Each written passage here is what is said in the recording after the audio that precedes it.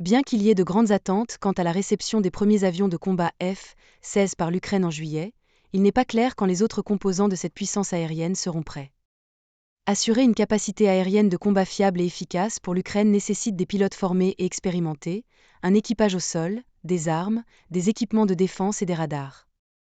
Tous ces éléments doivent être en place avant que les forces aériennes ukrainiennes ne soient prêtes à affronter l'armée russe, rapporte Sky News. Une fois les F-16 en place, le défi pour l'Ukraine sera de décider quand et où utiliser ces ressources précieuses, et comment éviter leur destruction avant qu'elles ne contribuent aux efforts défensifs de l'Ukraine. Lorsque les F-16 arriveront, ils offriront à l'Ukraine une ressource inestimable, bien que limitée. Ils pourraient être utilisés pour soutenir la ligne de front, mais seront très vulnérables dans cet environnement aérien dynamique et hostile.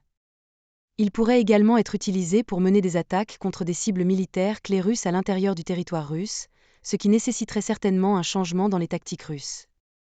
Ou, si l'Ukraine voulait menacer la Crimée, les F-16 pourraient être utilisés dans une attaque coordonnée en soutien à une campagne plus large.